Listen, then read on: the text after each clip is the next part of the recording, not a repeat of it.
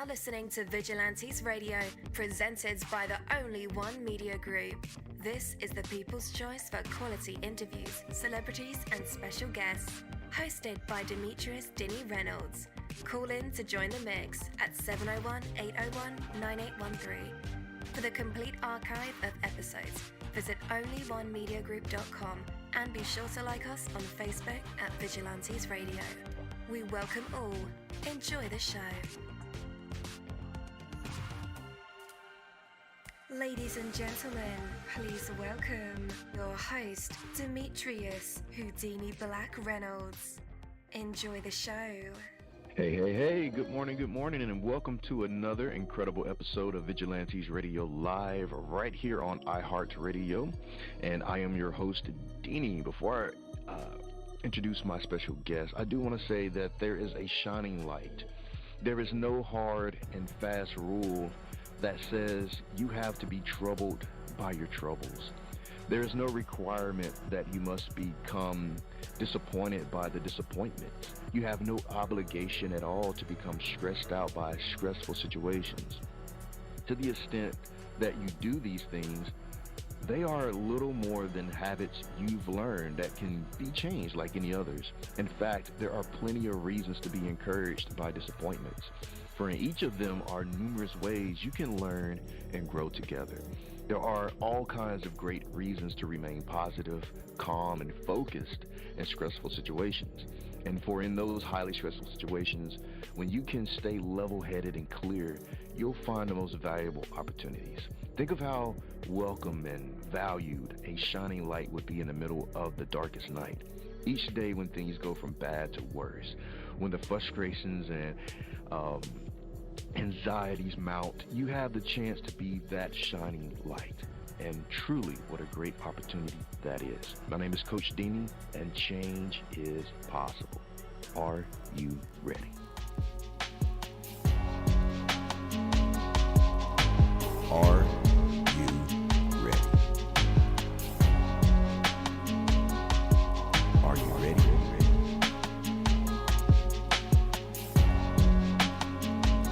Are you ready? Well, let's go. All right. Again, welcome to the show. You're listening to VRL. That's Vigilantes Radio Live right here on iHeartRadio. And I am your host, Dini. Our interviews are designed to go beyond music, news, books, art, acting, films, technology, education, entrepreneurship, entertainment, spirituality, and sometimes even past that thing that we call the ego. Our interviews are designed to go behind the scenes and into the minds of these incredible human beings. You know, the ones that were out there giving it their all for me, for you, and for the world.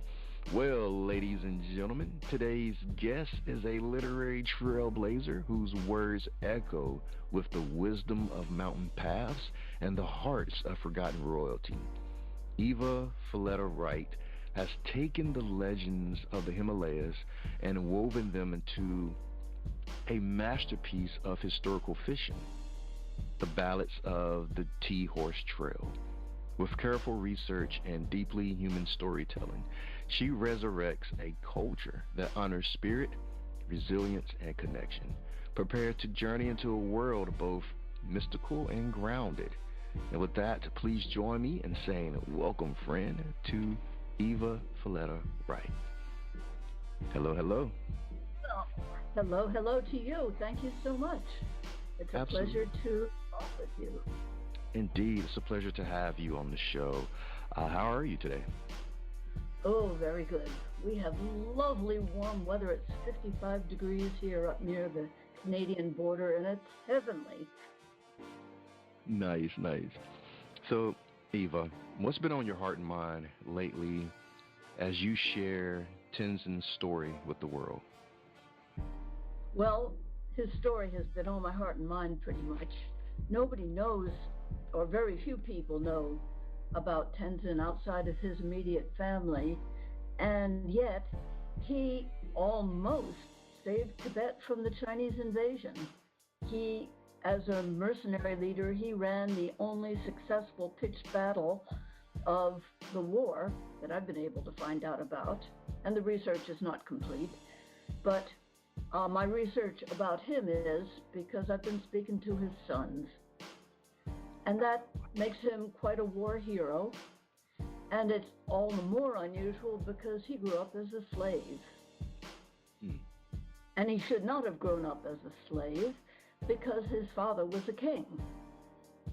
But his father was assassinated along with his mother, and a big part of the book that I wrote covers how he managed to get spirited away from the palace in Tamdo in Tibet and sent away way far to the east to grow up as a slave without a name.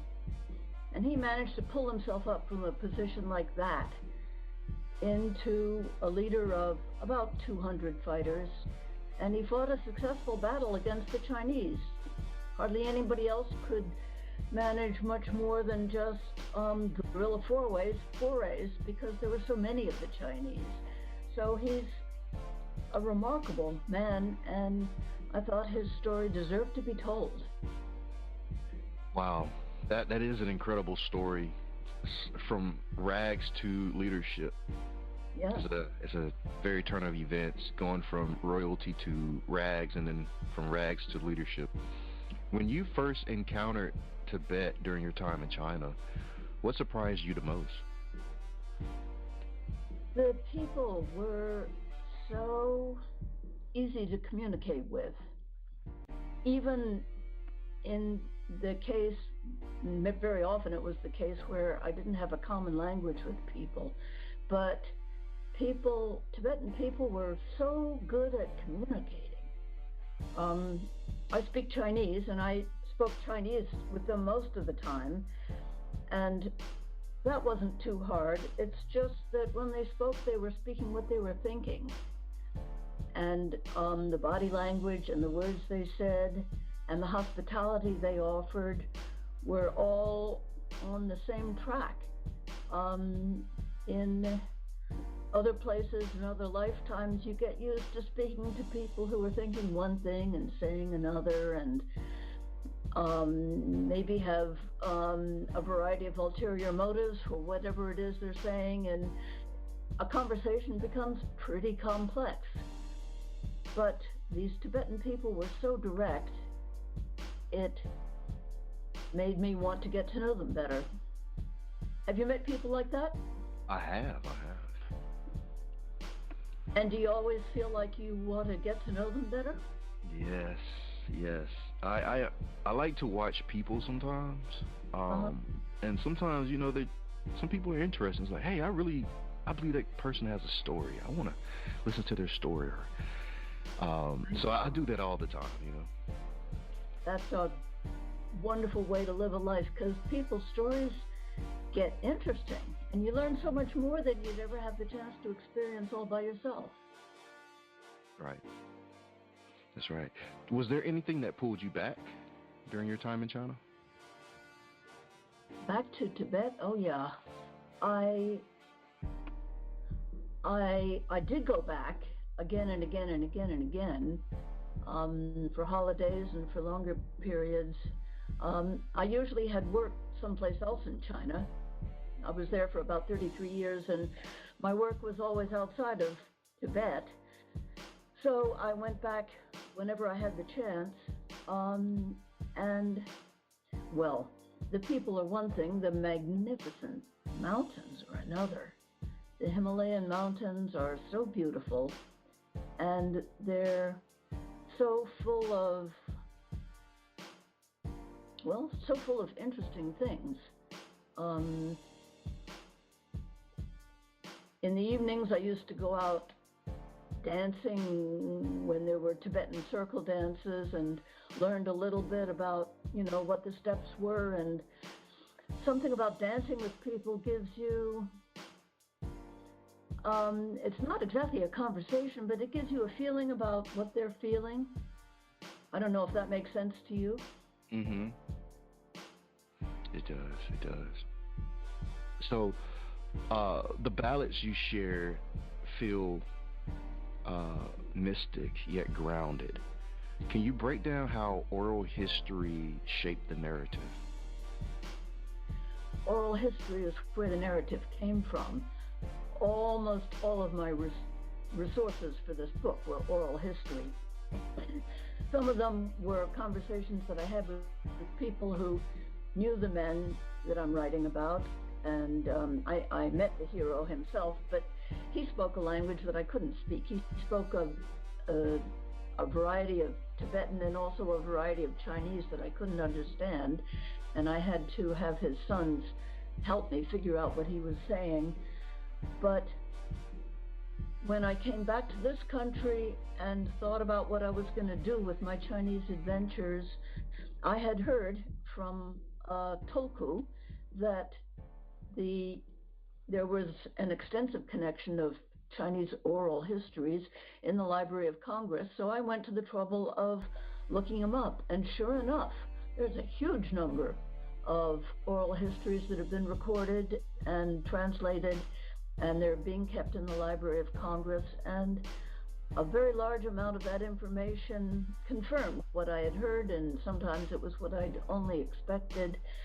And with that body of confirmation, information that confirmed most of what I thought, that made me feel as though I knew enough so that I could actually try to write this story down.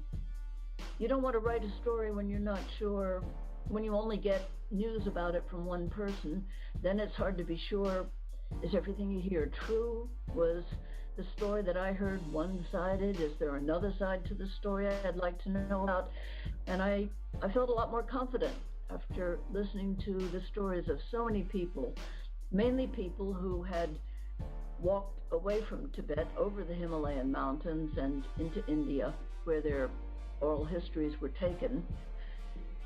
They're really impressive people who can do impressive physical feats of walking.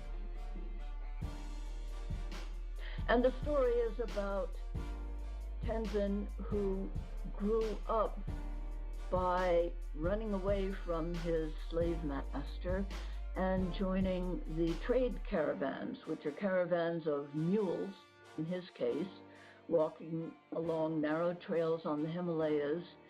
And for him, being able to walk those trails was not just his goal in life, but it represented his freedom from slavery.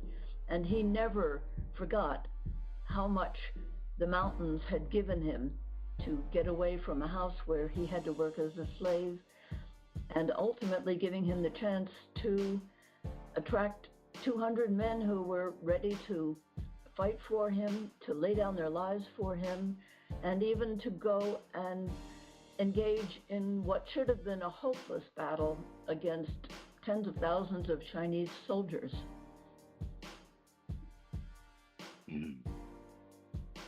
Wow. Okay. Did anything from the Library of Congress archive shock you or redirect you? Did not shock me. It confirmed what I'd heard from many people, and I was pleased that people are going to the trouble to create the history that's created by those oral histories. I had been in China for a while, and I knew very well how fearful the Chinese government can make a person who is trying to talk about things the Chinese government has done. And some of the oral histories seem to be a little bit defensive and seem to be geared towards not saying anything that would offend the Chinese government. And that's all right. That's how people protect themselves. But it's not inconsistent with the simple story of where they grew up, what their position was, how they managed to get to India, and sometimes what life is like in India. Although you've asked what might have shocked me, and I had heard before that the lives of Tibetan people who escaped Tibet to India were much reduced when they got to India, because they had to escape without any of their belongings, without their wealth, if they had any. and without their friends, and often without their family, and to start fresh, no matter what their age was. That's a hard thing to do, and it reduces a person's sense of what they can do anymore in the world. The people who did the best were people who were monks, leaving one monastery and attaching themselves to another in India. Those people didn't feel as though they suffered so much of a loss. But it's a horrible thing to have to leave your home and to walk for miles and miles and miles and days and weeks and arrive at a new place and have absolutely nothing and somehow find a way to survive.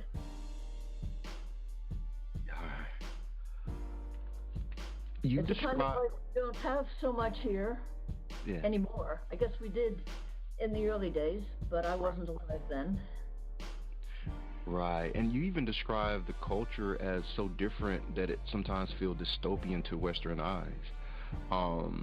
Did that shape the tone of your book, or how do you reconcile those contrasts while writing for a Western audience? That's a hard part, and I did go and read some dystopian novels of various sorts to get a sense of what the industry thinks an American audience can handle. And I'm not sure that I learned a great deal from them, except that the details are what counts. So I tried to include details in the book, in even tiny little details, in as carefully and completely as I could, so that while the overall culture is very different,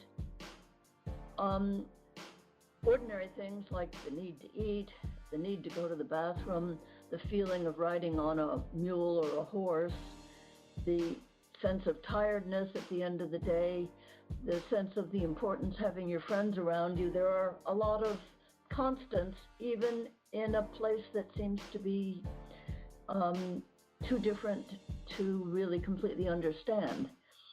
I think the answer is to clarify the details, and I tried to do that. I tried to make the book as full of small details that anybody can understand as possible, while at the same time covering cultural differences that seem to be extreme, especially seem extreme to an American.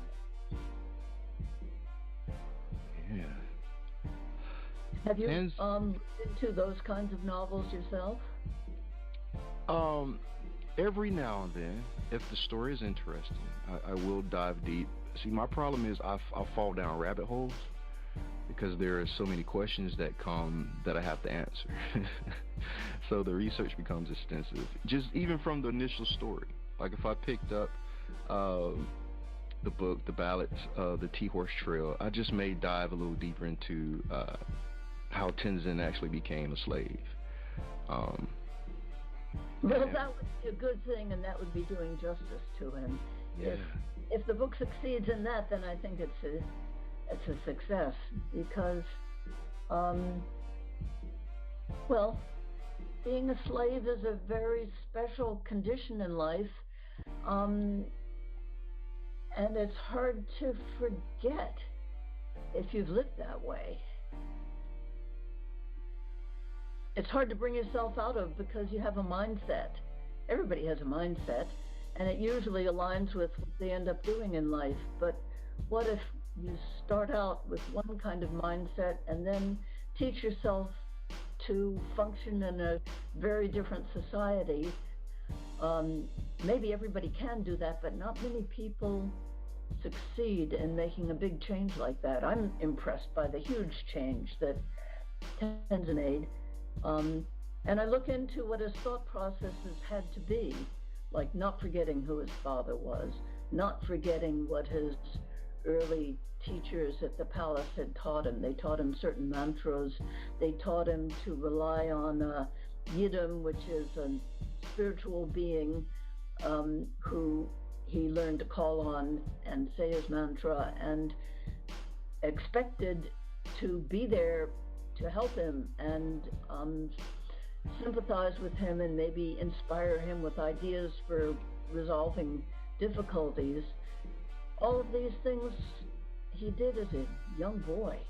It's incredibly impressive to me how much of what his father's knowledge would have had to have been to rule the eastern part of Tibet, how much of that a young boy who lost his father when he was about 7 years old somehow managed to bring to life in his later years.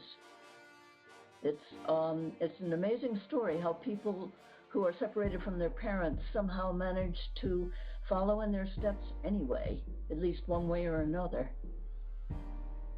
Yes. Tenzin was never a king, but leading a 200-man private army is no small feat. I don't think I know anybody else who managed to do that. Indeed. Me either. His transformation from royalty to slave to leader is powerful. What aspects of that arc resonated with you personally?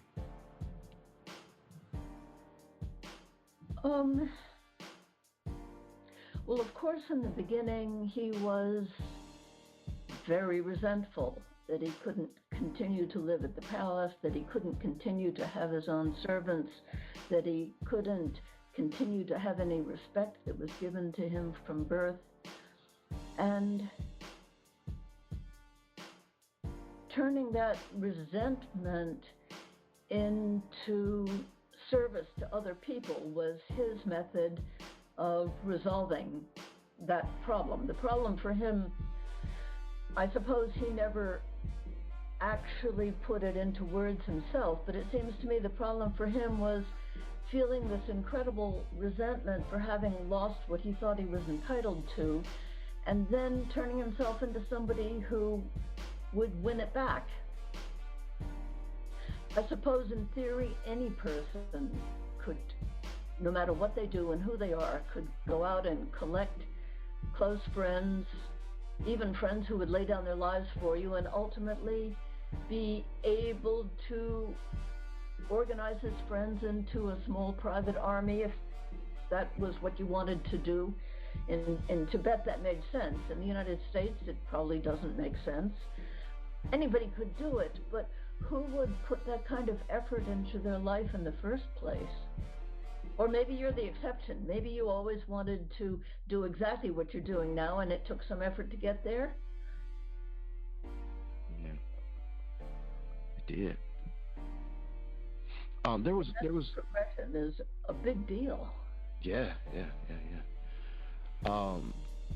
There was something else that I wanted to talk about. Let's talk about language. You explored what it means to live where verbal language isn't primary. How does this change the way people relate? Well, I think it's caused by the fact that every other village in Tibet speaks such a different dialect that people from different villages frequently cannot communicate with each other. And that failure of communication is overcome somewhat by the monasteries, because in the monasteries, just like in medieval days in Europe, children are sent to monasteries in order to learn to read and write. And when you learn to read and write, you're taught the Lhasa dialect of Tibetan. So that creates a dialect that's understood in many different places in Tibet, if you've been lucky enough to have schooling in the monasteries. But not everybody gets that opportunity. So the fact of life is that many times you're going to be in a situation where the people around you don't speak your language. And how do you get along? Well, body language, of course, is a really important key. And I think that causes the attention to detail, body language detail, that I had never experienced before. Maybe an example would help. I remember one time when I went off to a village ceremony, and it was a village in Weishi, and it was a village where I didn't speak the local dialect. I speak pretty good Mandarin, but the people in the village didn't speak Mandarin all that well. And this was a little excavation that involved a little jaunt that, expedition I meant to say, a little jaunt that involved an overnight stay. So I was put up in the house of a farmer at that village. And in order for that to work, I was put up there, and a few other people were put up there. There were a number of guests from farther away, and everybody was farmed out to different families. The place where I was farmed out to, when it came time to go to sleep for the night, the way you got to go to sleep is you slept in somebody else's bed with somebody else in there. So a number of women slept in one room, and without any particular forewarning, I was, showed a bed to get into, and somebody else crawled right in next to me. That was kind of a surprise, but nothing horrible about it. It was clearly there was no place else to sleep, and it was cold, and you needed the blankets at night.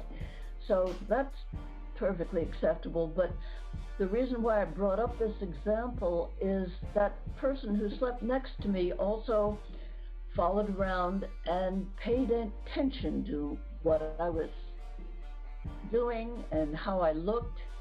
And every time she thought that I might want to go to the bathroom, she took me out to a place, behind the barn in the back where it was fairly private, and showed me, with body language, that this is a place where you can go to the bathroom. You can squat down and do your thing. Now, how did she know when I needed to go to the bathroom, when I hadn't told her? It never occurred to me that anybody could be that perceptive of other adults around them. And that clued me into the fact that people really were being more perceptive than any other people I'd ever come in contact with. Well, that's a personal and possibly private and a sort of a small and almost silly example, but that kind of perceptiveness carries all the way through all day long. And it's a society that was just really different from anything I'd ever encountered, and because I didn't understand it, and yet I was in the middle of it, I felt as though I had to learn a little bit more. And those people did earn my respect. Nice. There was another thing I wanted to discuss. Tenzin encountered spiritual teachers with paranormal gifts. Oh, yeah. I love that. What stood out to you about these interactions? Well, in the book that we're talking about, the Ballads of the Tea Horse Trail, Tenzin is growing up, and so for a large part of the book he's a young boy, and then he grows into a teenager, and then he grows up farther and hits political difficulties.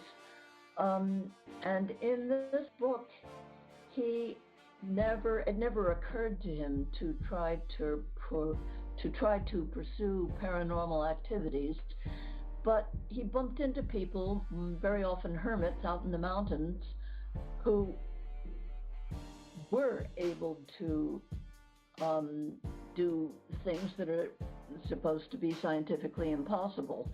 And one example that I did discuss in the book was him meeting a man who had stopped eating for 26 years and who moved around the trails as lithe and agile as anybody around, and more so than some people.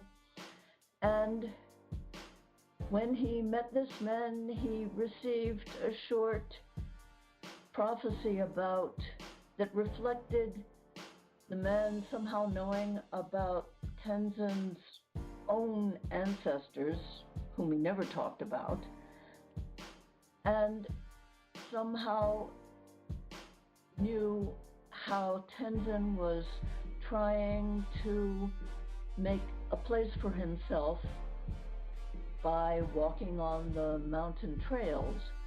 And none of this could have been told to him, and yet it happened. And meeting with somebody who knows things about you that you don't tell anybody, and who can live without eating, of course it makes you take notice.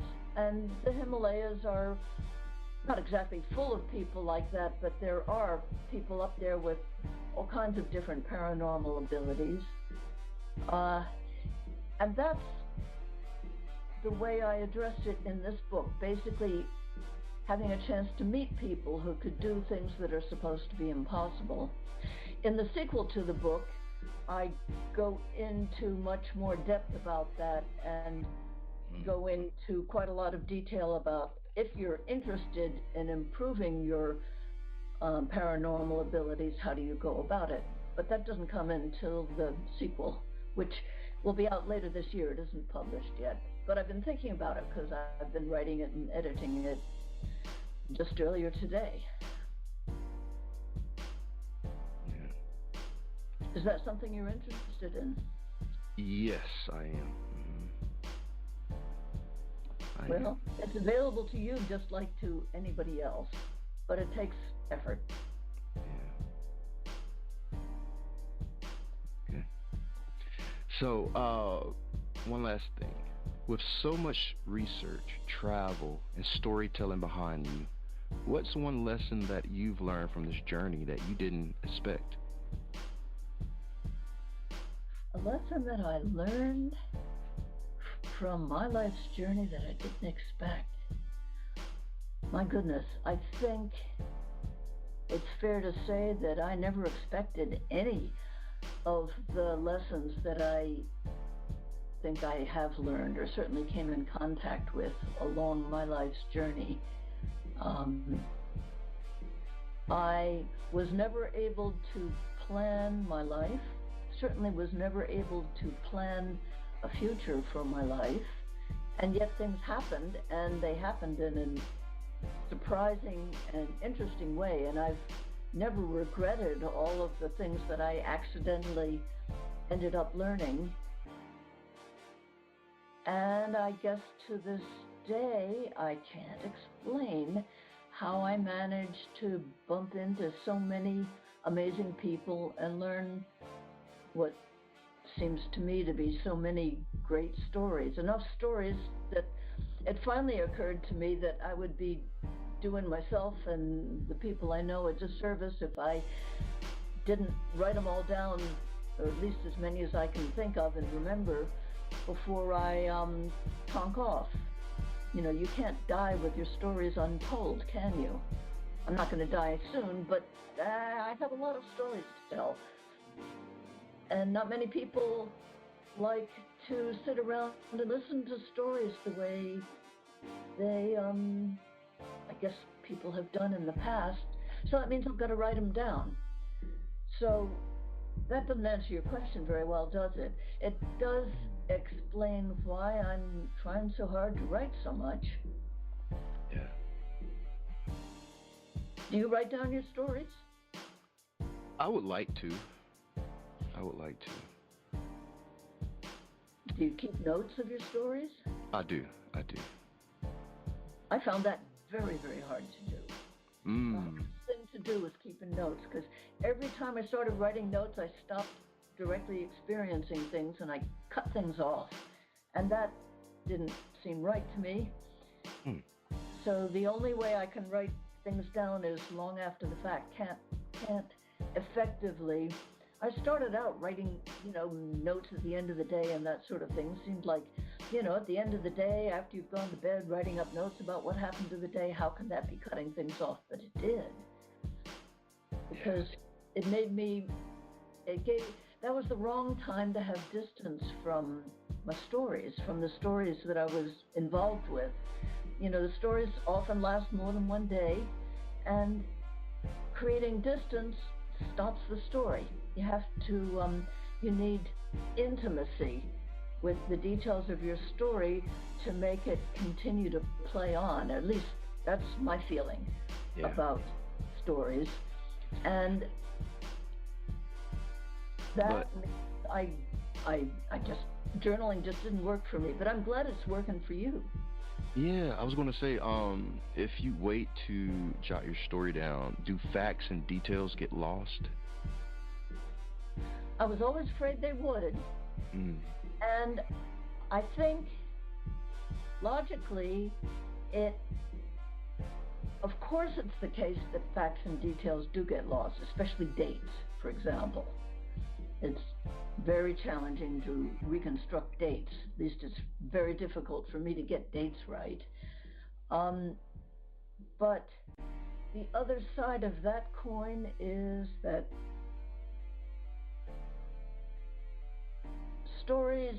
a good story has a beginning, a middle, maybe a very long middle, and an end. And if I try to make a story out of what's happening to me, I might get the beginning, although I often miss that. And then there'll be details in the middle that I might be in the middle of, and I only get part of that. And then I don't get the end. And if I wait until it ends, then of course I've already started missing some of the details in the middle and the beginning, as you've correctly pointed out.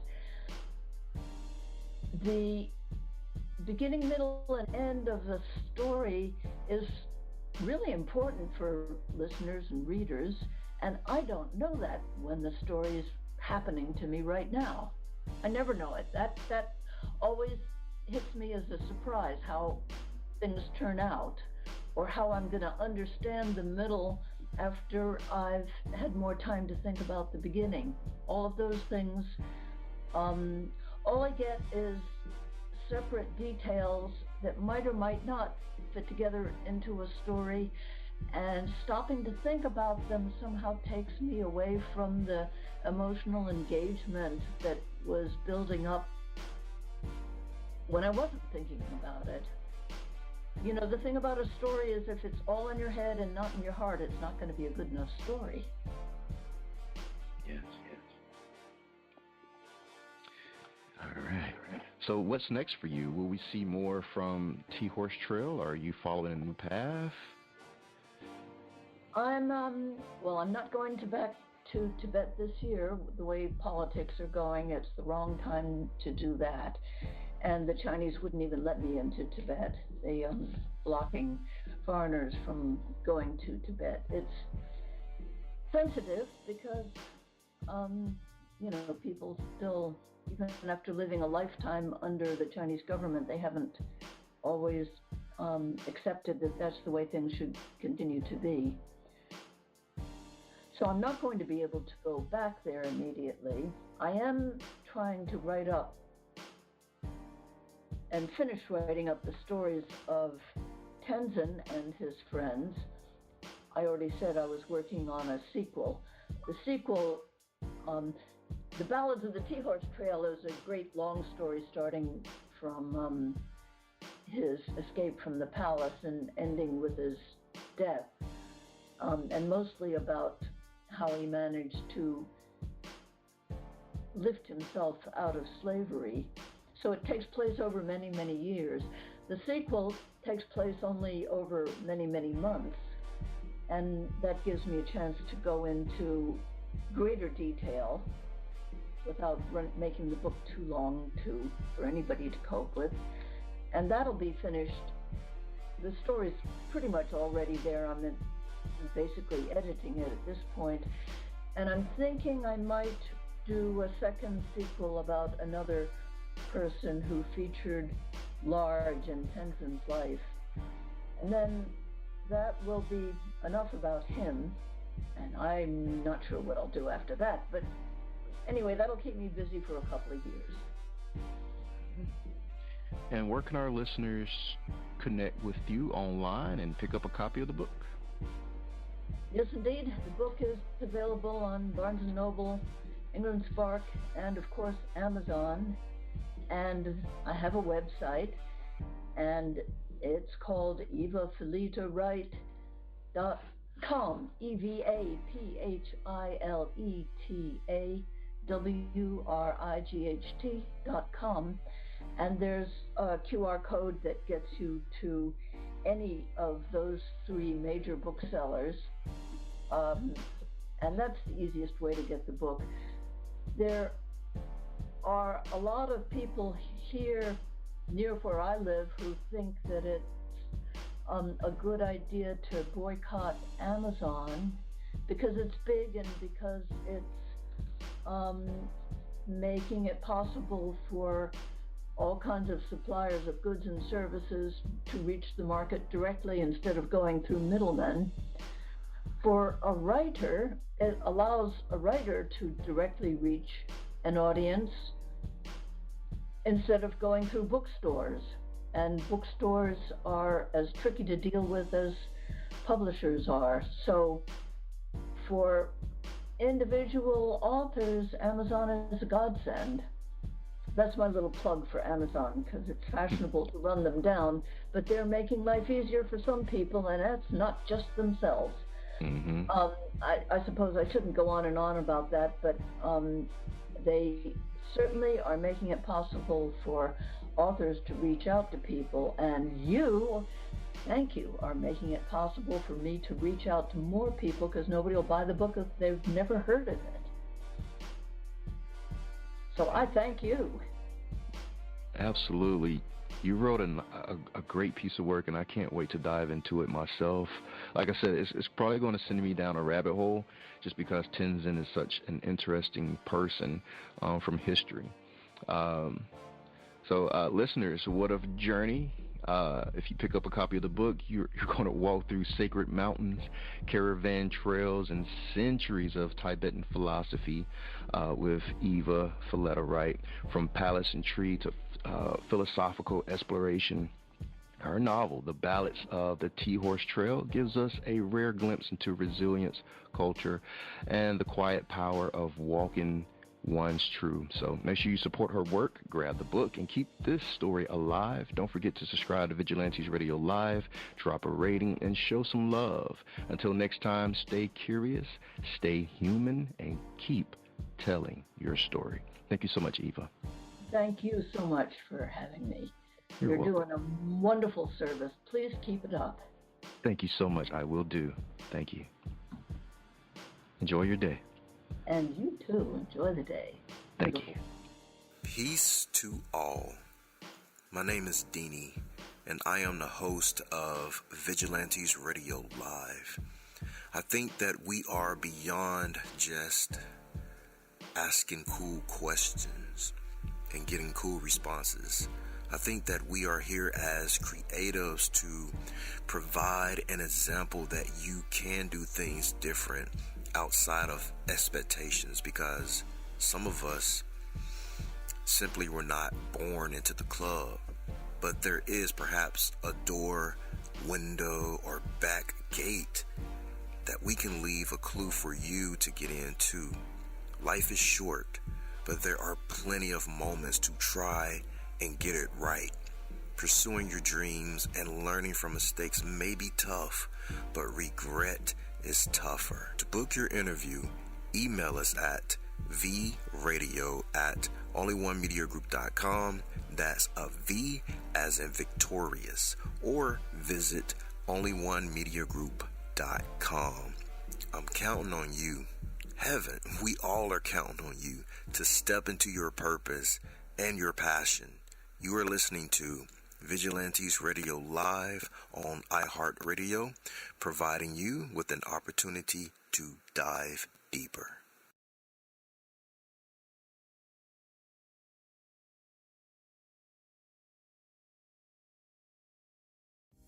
You are now listening to Vigilantes Radio, the people's choice for quality interviews, art, music, and hot topics. Hosted by Demetrius Houdini Black Reynolds. All episodes of this podcast are available for free download at www.onlyonemediagroup.com.